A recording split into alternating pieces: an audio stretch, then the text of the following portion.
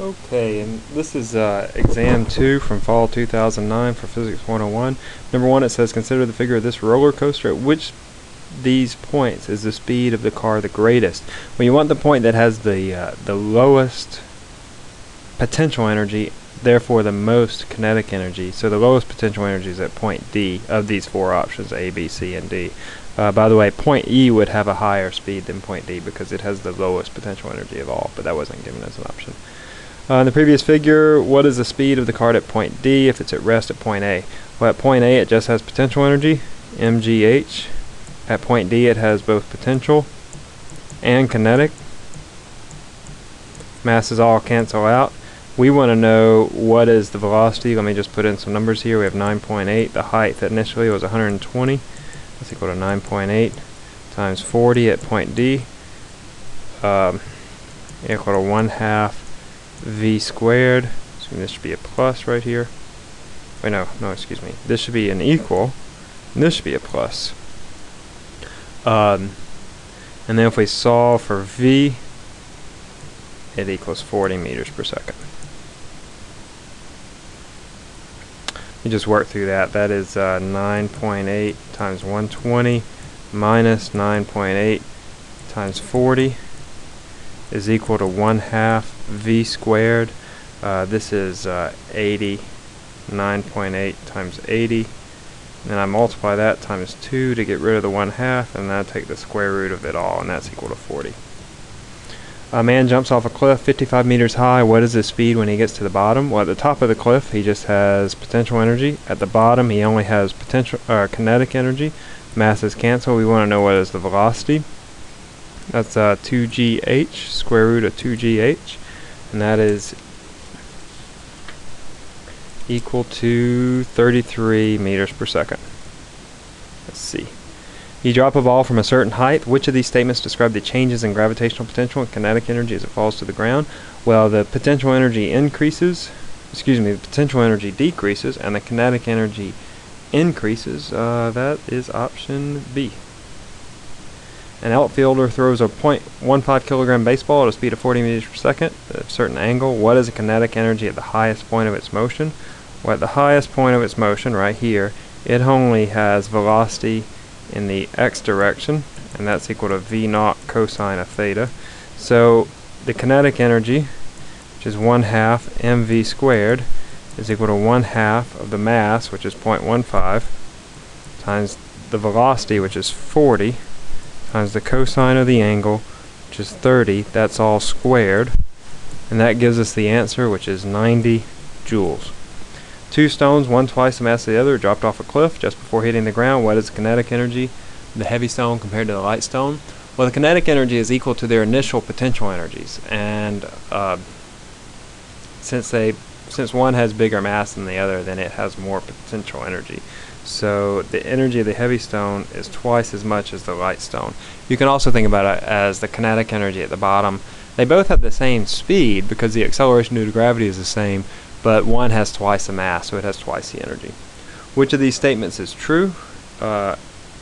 Energy is a scalar quantity and momentum is a vector quantity. That's C.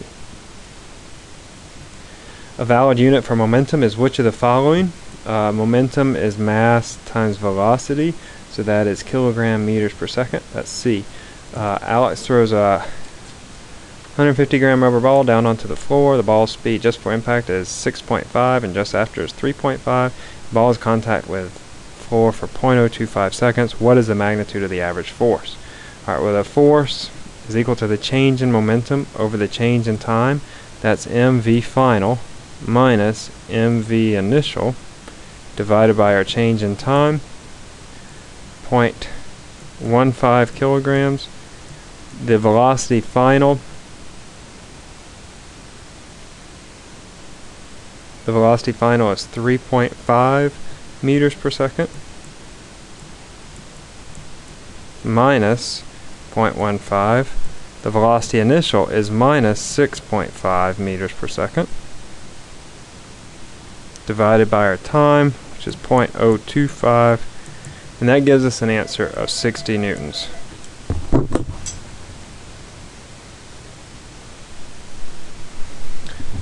Okay, if the momentum of an object is tripled, its kinetic energy will change by what factor? So momentum is mv. You assume that the mass is unchanged. If the momentum is tripled, that means that the speed is increased by a factor of 3. So kinetic energy is 1/2 mv squared. If you increase this velocity by a factor of 3, that gives you a factor of 9 increase for the kinetic energy. Alright, and the astronaut weighs 60 kilograms. She is spacewalking outside the space shuttle and pushes 350 kilogram satellite away from the shuttle at 0.9 meters per second. What speed does this give Anne as she moves towards the shuttle? So here's Anne, here's her satellite. The satellite goes this way, Anne is going to go that way. We want to figure out how fast she goes. Alright, Pi is equal to Pf. The initial and final momenta are equal. The initial momentum, assuming they're both stationary, is 0. The final momentum is the mass of Anne times her velocity plus the mass of the satellite times its velocity.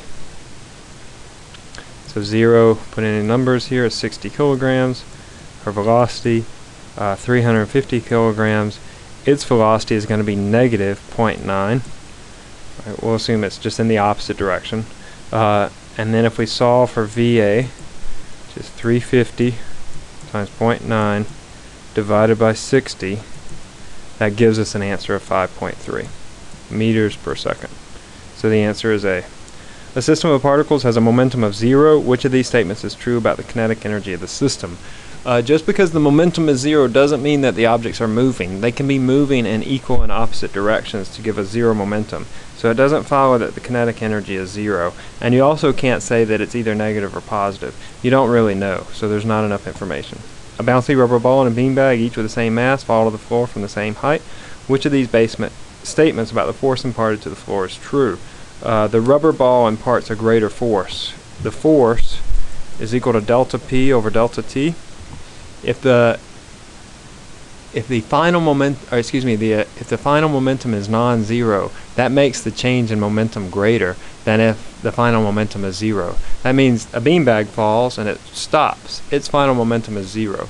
But a bouncy ball falls and bounces back up. It has a non-zero final momentum, so it has a greater change in momentum, which gives a greater force. In elastic collisions, both energy and momentum are conserved. Inelastic collisions, that is, collisions that are not elastic, in these, only momentum is conserved.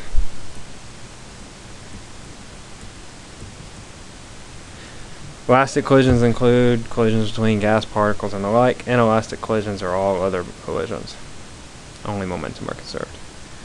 Okay, a 12 centimeter radius grinding wheel takes 5.5 seconds to speed up from 2 radians per second to 11 radians per second. What is the average angular acceleration? Average angular acceleration is delta omega over delta t.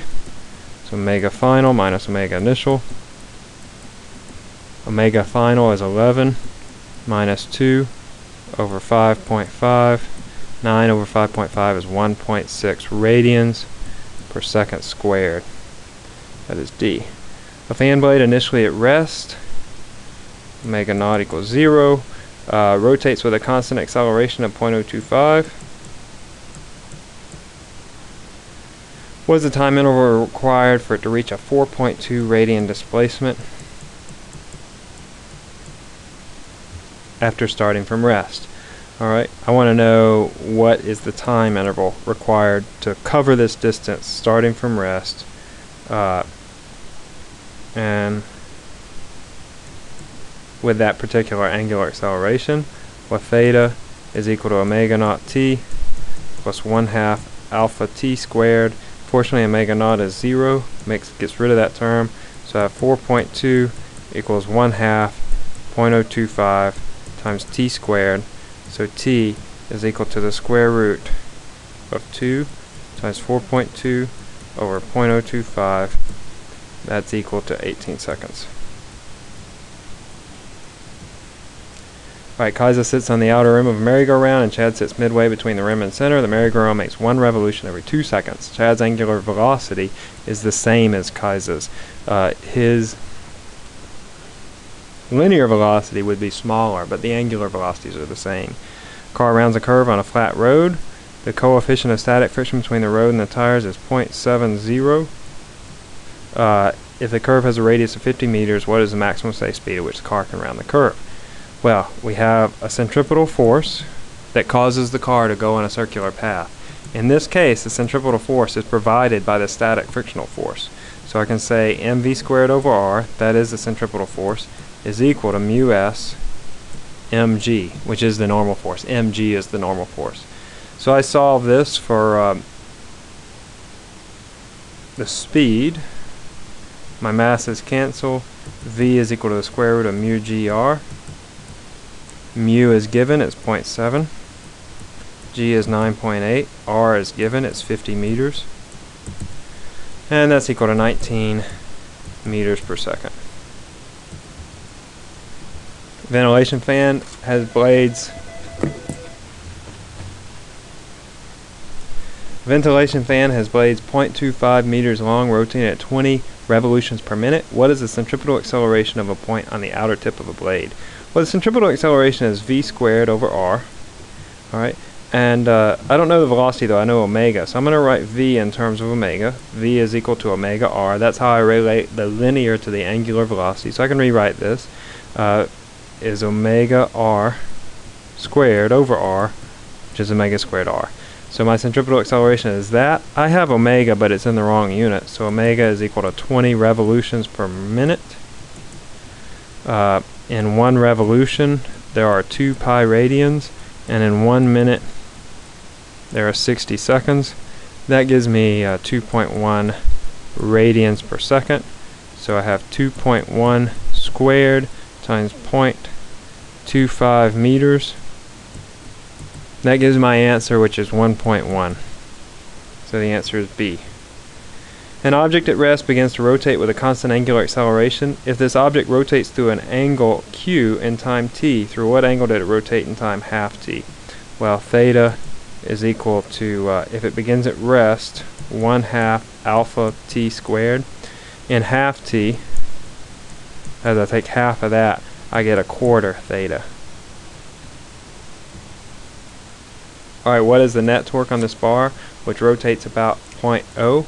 Well, the net torque, if this is torque 1 and this is torque 2, is equal to negative torque 1, because this torque provides rotation in this direction, which is clockwise, so it's negative, plus torque 2.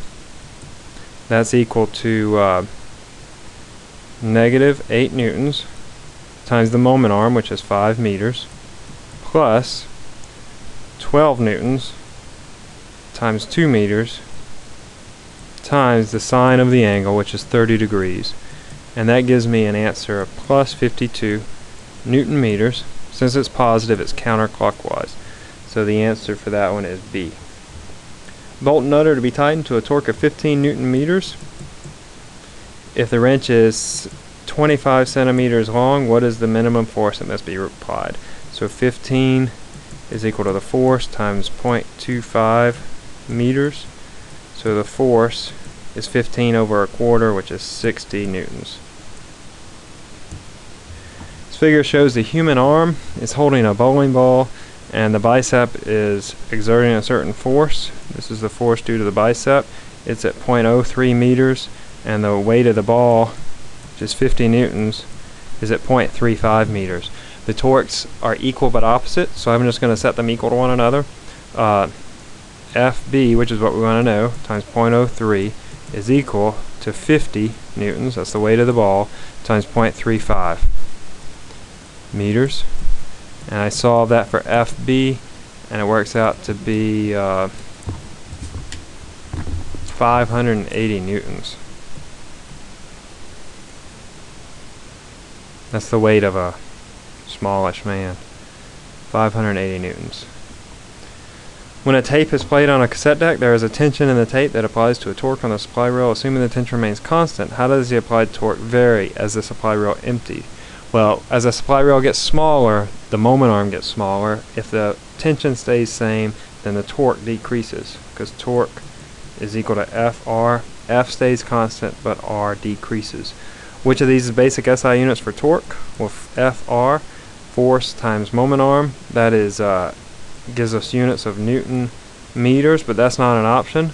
So we want to break the newtons down, which is kilogram mass times acceleration, meter per second squared times meter, so that's kilogram meters squared per second squared, which is C.